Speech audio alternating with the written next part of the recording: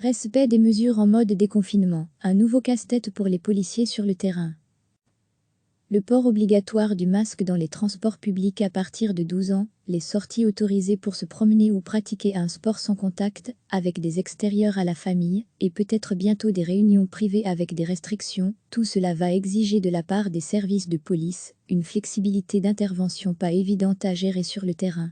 Si la majorité de la population comprend qu'un retour à la situation d'avant le confinement n'est pas à l'ordre du jour, la multiplicité des régimes d'exception au confinement ne va rien arranger pour ceux qui vont devoir les faire respecter. Sous peine d'augmenter les tensions au sein de la population, le recours systématique à des sanctions financières n'est sans doute pas la meilleure solution. Pour éduquer nos CGS et police, au plus les messages officiels vers la population seront clairs, au plus la tâche des policiers sera simplifiée. De nombreuses personnes vont retrouver le chemin du travail. Les activités en groupe vont se multiplier. Il y aura beaucoup plus de déplacements. Évaluer ce qui est essentiel de ce qui ne l'est pas va devenir un casse-tête. Il faudra se référer à d'autres critères objectifs. L'actualisation de l'arrêté ministériel en préparation doit nous y aider. Certitude, de bonne ou de moins bonne foi, le caractère d'un déplacement sera très facile à justifier. Pour les policiers, il faudra répondre de manière graduée et proportionnée à chaque situation. Pour les cas évidents d'écart à la norme, le système actuel restera d'application. La sanction, lorsqu'on sera clairement hors norme comme lors d'un barbecue en dehors d'un cercle restreint, une fiesta privée ou un rassemblement sportif non autorisé, restera à trancher le délicat problème du port du masque. À un moment d'ailleurs, où les policiers eux-mêmes en manquent toujours, gares et stations de métro sont des lieux publics, dans lesquels transitent de nombreux voyageurs, mais l'occupation des véhicules, trams, bus, trains relève avant tout des sociétés de transport. Pour éduquer nos, à elles aussi de faire respecter les règles, elles ont la faculté de refuser l'accès à leurs véhicules, pour veiller au respect de la santé des autres voyageurs. La police ne devrait intervenir logiquement qu'à titre subsidiaire. Une réunion importante se tiendra jeudi après-midi, entre hiérarchie policière et représentants du personnel, pour faire le point sur l'application des nouvelles directives. Nul doute que de nombreuses questions vont remonter de la part des policiers. À propos du rôle concret qu'ils devront remplir pour veiller à l'application des consignes sur le terrain, mais aussi à propos de leur sécurité personnelle, dans un contexte social et sanitaire difficile. Recevez chaque matin l'essentiel de l'actualité.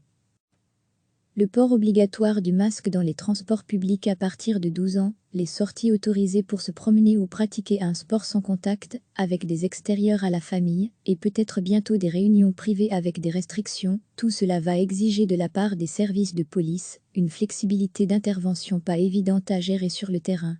Si la majorité de la population comprend qu'un retour à la situation d'avant le confinement n'est pas à l'ordre du jour, la multiplicité des régimes d'exception au confinement ne va rien arranger pour ceux qui vont devoir les faire respecter.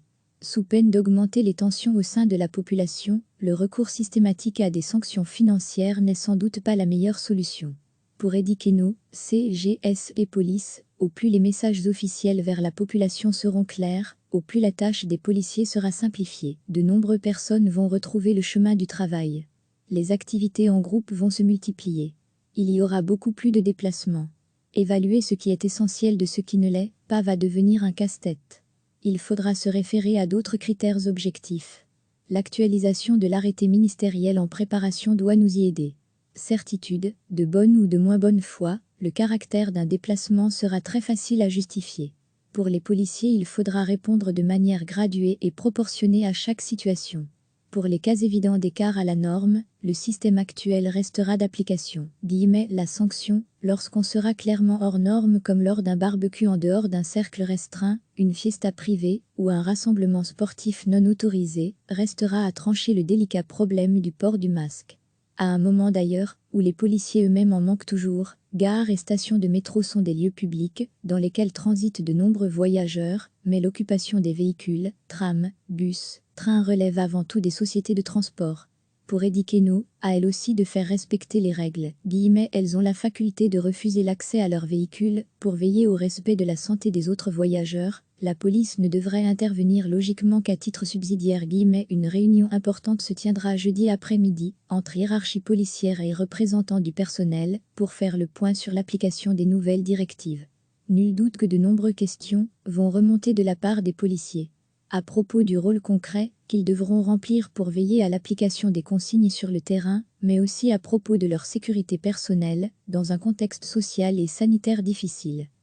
Cliquez sur s'abonner pour recevoir les dernières nouvelles.